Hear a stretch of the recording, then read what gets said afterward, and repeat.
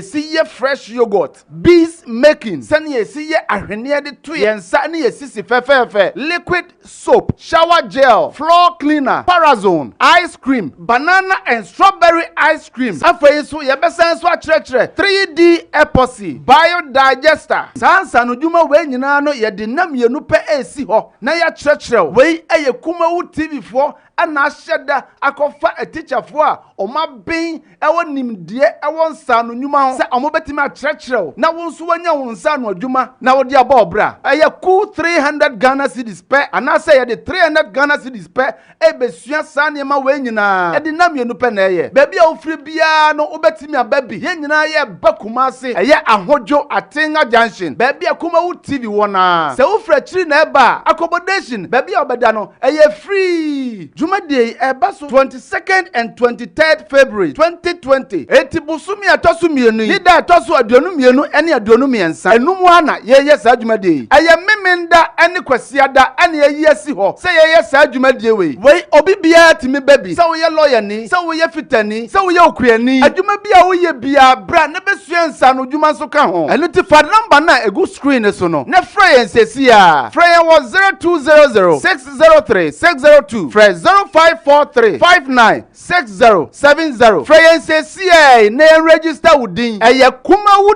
Training Institute or say and Sanu Juma Ainfie a Faina Yensia Tiasimu a Bayer. Are you ready? Pound it up, pound it up, pound it up. Yes, Emrana son. Was it Ubati Awoswo? Shake your waist. Ejeko, ejebo, ejananya bedu. Awoswo jumedia. Ye free naka krei. Achinchiri akwa mia. Ayi ma omu ofe. Omu wakono. Omu ucha. No mutibidu omu sisi edi asa. Awoswo mani ye fe. Emrana so say kwa yi.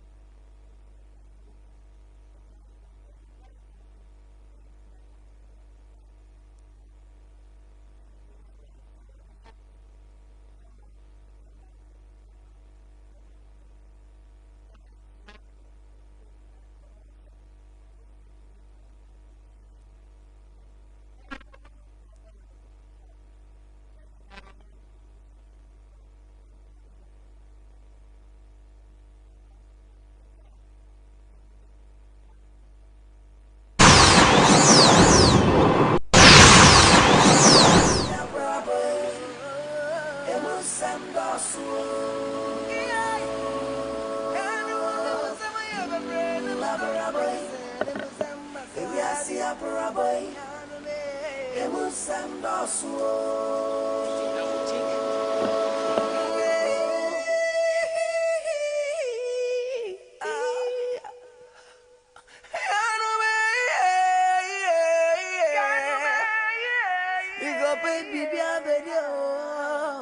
Make up baby be a befia bedi enemy be yet tenenam enemy be yet tenenam now one cobia was a young girl Crown no how from our cosro. If you when you go with your DM if you when you go with your DM see hey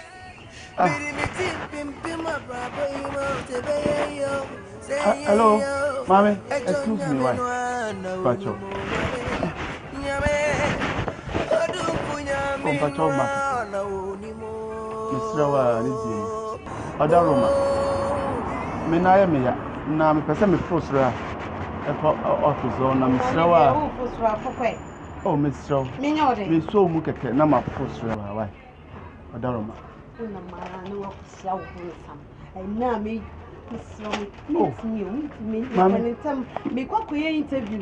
Juma me ma pabre, and then ya do me a promise a member. Ya small me fear for us one will be sick and me me fall. Now never brown food you so I said man no my mammy, and then if I will be answer. Mammy. Oh, son out here.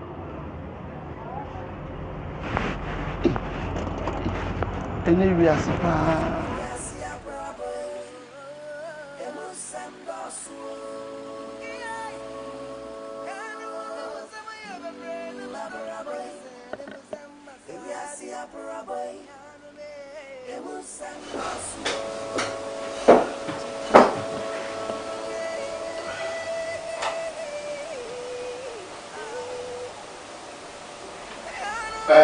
Lord, what's in your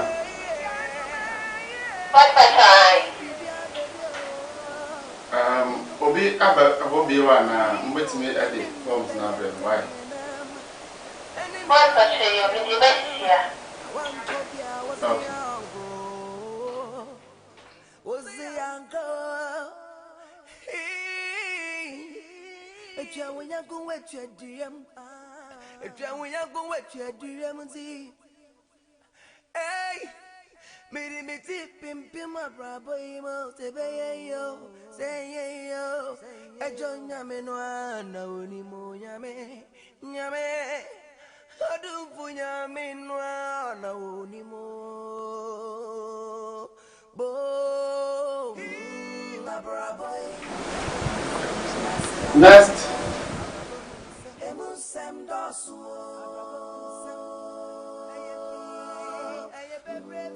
Abrabo we are see Abrabo Mu Nsem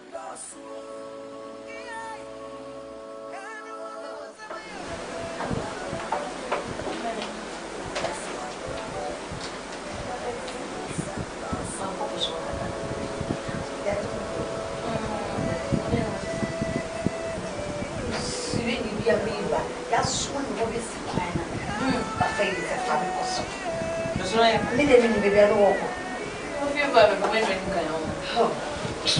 Next.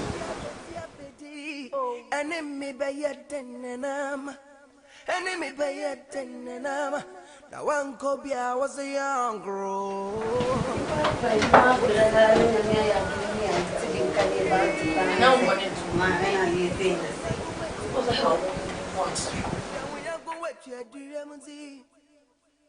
Hey, me tip pim Abrabo Mu say yo I join yame no ana oni mo yame Next.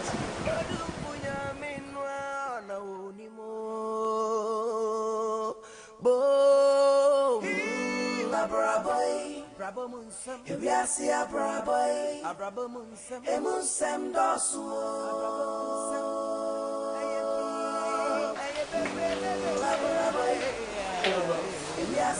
Good afternoon.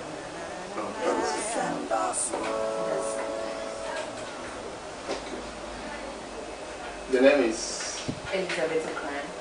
Elizabeth. Yeah, aka Ghana Ekiaba. Ghana. Ekiaba. Ghana Ekiaba. Yes, please.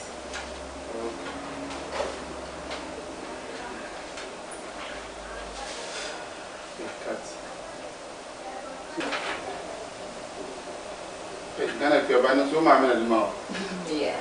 Wow. Nice name. Thank you.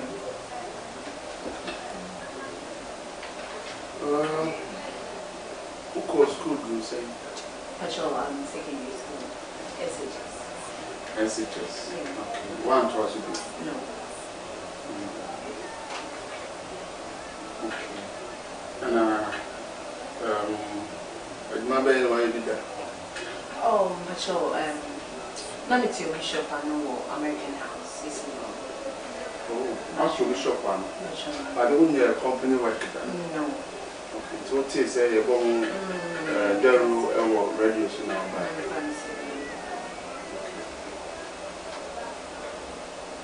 Alright, no problem. Who put that phone there? Patrol, baby. Who want to come over? Oh, come over to maybe do you come to penny concerts? For boyfriend? Patrol, baby. Any boyfriend? Patrol, baby. Now, so I forward you now, but home later. And how? Patrol, baby, that's it. That's it. No problem. The veteran, the way, see the power. The veteran. Right. One said, we know what in common cravats. Or said, you should be added. You will be management here. But the veteran, right. The veteran. I'm very good.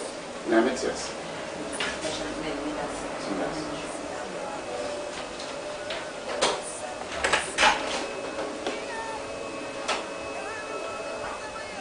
Law, may I to be able to be one on another way?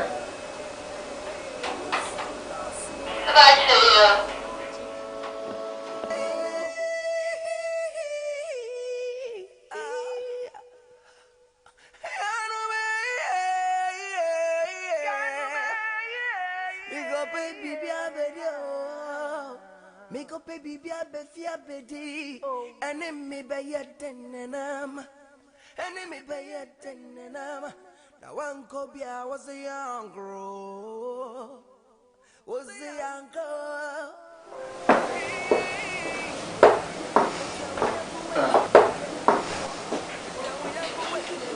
Babu Penava.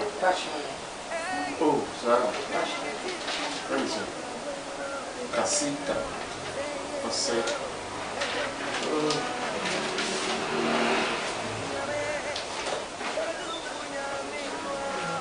But okay, I'm not for the power. But come on, Benina. Go over Jesus. This is me. From those two. Oh, okay.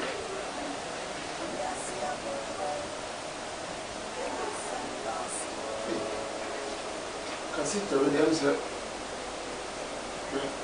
When we invest, now sounds why the secretariat. Wow. Wow.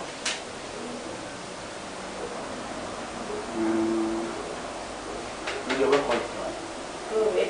But so my parents said, come on. Okay. Come on.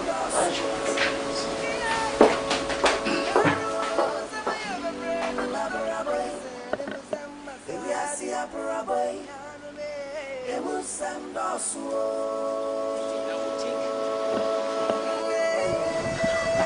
Next.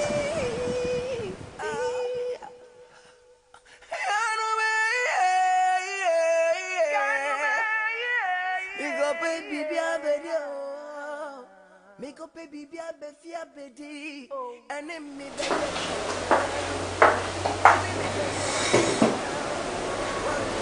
Good morning. How are you?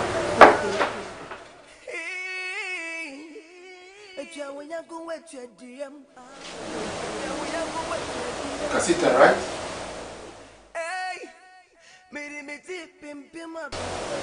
Mommy.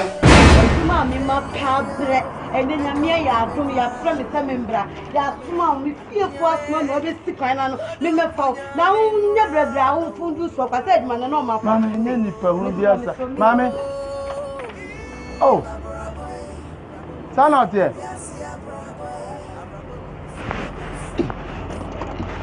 Anyway, I suppose.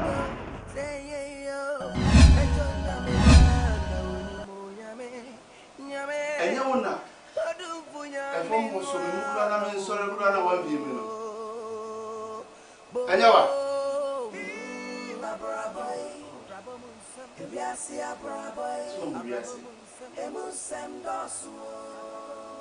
Mami wo just 1 minute na ka so me mu na men free akonyo no wo sore mra office keke don fie ni on so ko ya me me wona oba wo ko we interview. That is how now about interview. See what we are saying. See what we are saying. On so kwa me wana oba. Bua me keke. Just 1 minute. When ya mami. Na duma me fawa. Ubeti me ne apache ya duma. Bonsam enye Debut, me on baby man, me apache. Me would money beyond and come more here now. 20 minutes. Just make my pop. What will go to the day? Huh? Second, never will have to travel. I'm here. Sorry to say.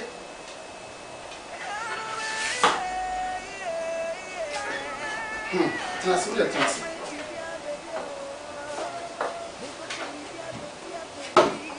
To see a crown and my name is secretary. I come as I'm saying. We see the near come. Qualify a Jumawi. But Subai, I win a dear me. First time. First impression. And you want to hear me? I didn't hear Shia, Sabi, or more did them or wanting. Young penny dick a cram. Na ya mo kakra 1 minute pe a obenya ama obi a se be we disable o se me call interview say wa mo am wo isuban we edi a kire won so o papers no bi a kire say o qualify adwuma say dey na me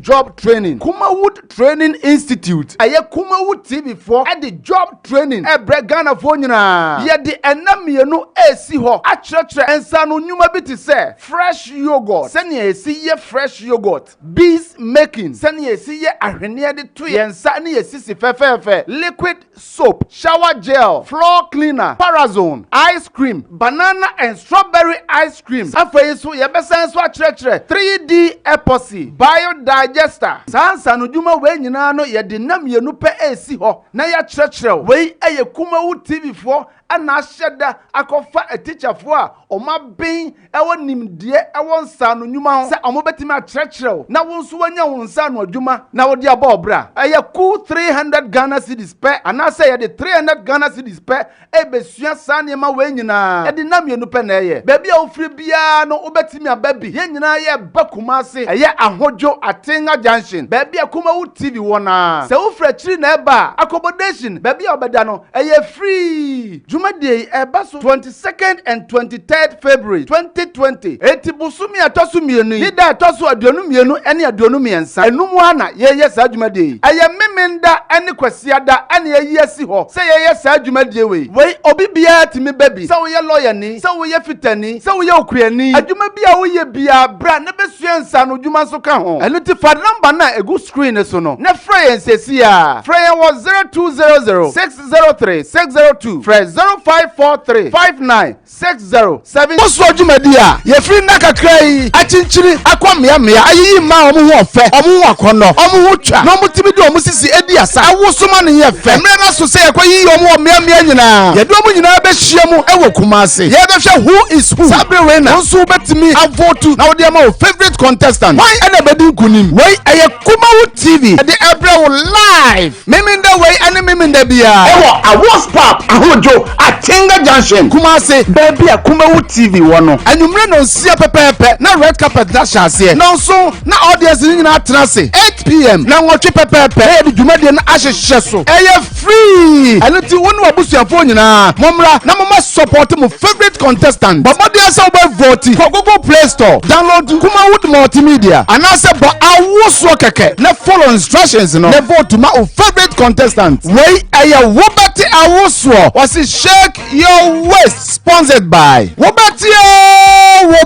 Agombia capsules and Asempa Herbal Mixture supported by Sam Dakus Initiative, Immense Creation and a PSCA collection. Wasi wobati awuso shake your waist. Ebeye butu.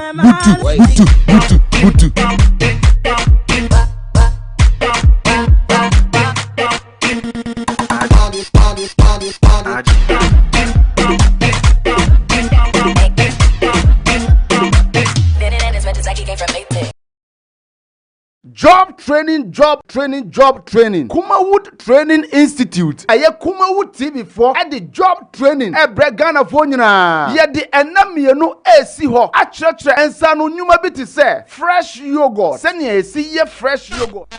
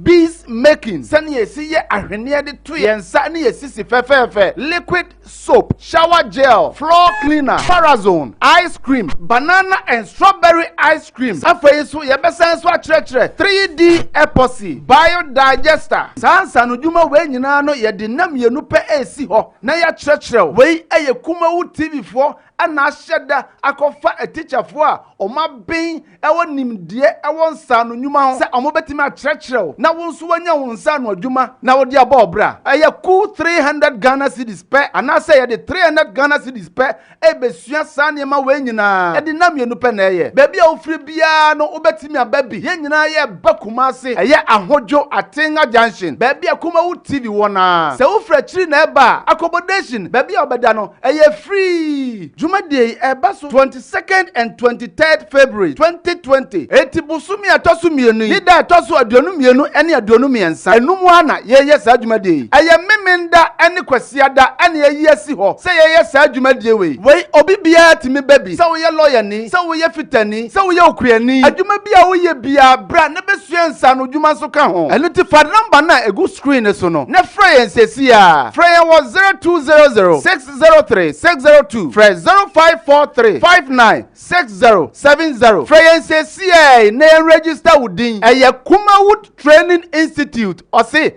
and Sanu Juma Ainfie. A faina yesia tiesimu a bayer. Are you ready? Pound it up, pound it up, pound it up. Yes, Embrana son was it Ubati Awoswo. Shake your waist. Ejeko, ejebo, ejananya bedu. Awoswo Jumedia. Ye free naka cray. Achinchiri, akwamia mea. Ayi ma omu ofe. Omu wakono. Omu ucha. No mutibidu omusisi ediasa. Awosu mani ye fe. Embrana so say kwa yi omu mea nyina. Ye do omu nyina be shiemu ewo Kumase. Ye be sha who is who. Sabi Rena. Onsu betimi avotu. Na odi ama favorite contestant. Why anybody kunim? Why aye Kumawu TV. The Abrabo live. Miminda way and miminda bia. Ewo awas pap ahojo Atenga junction. Kumase baby a Kumawu TV wono. Anumre no sia pepepe na red carpet na shase. No so na audience ni na trase. 8 p.m. na nwotwe pepepe. E de dwumade na ahyehye so. Eye free. Anu ti wonu abusuafo nyina. Momra na mama support mo favorite contestant. Bobodi asa oba vote for Google Play Store. Download Kumawu multimedia. And I said but awoswo keke. Na follow instructions no. Na vote ma o favorite contestant. Wey aya Wobati Awoswo. Was it Shake Your Waist sponsored by Wobati Agombia capsules and Asempa Heba Misha supported by some Dakus initiative Immense Creation and a PSCA collection. Was it Wobati Awoswo Shake Your Waist Ebeye butu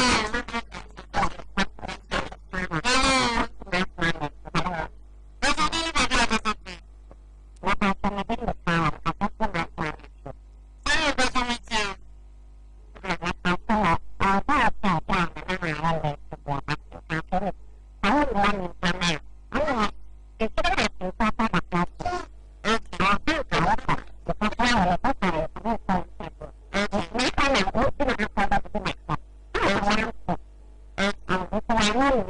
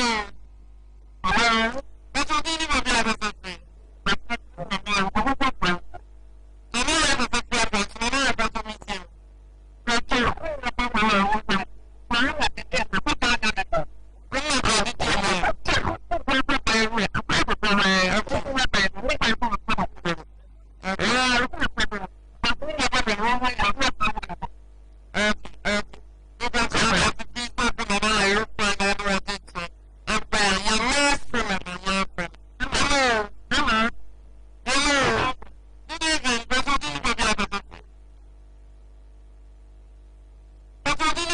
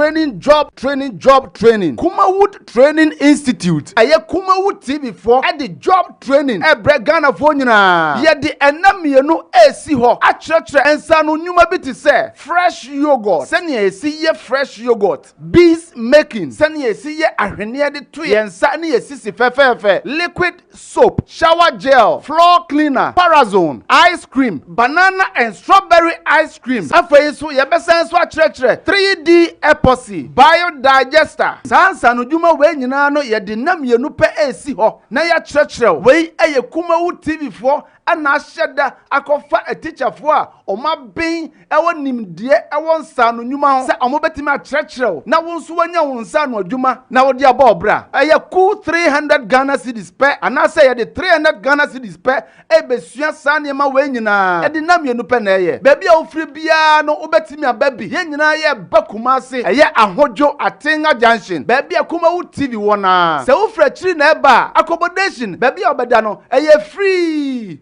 Day Ebaso 22nd and 23rd February 2020. Etibusumi atosu mienu. Nida atosu aduonu mienu eni aduonu miensa. Enumu ana ye sa Day. Aye memenda eni kwesiada eni ye si ho. Se ye sa Day we. We obi bia timi baby. Se wo ye lawyer ni, se wo ye fitani, se wo ye okuani. Adwuma bia wo ye bia bra na besua nsa no dwuma so ka ho. Enu ti fa number na egu screen so no. Na frɛ yen sesi a. Frɛ yen was 0200 603 602. Frɛ 0543-596070. Freyense CA name register within a Kumawood Training Institute or say and Sanu Juma Ainfie. A faina yesia tiasimu a bayer.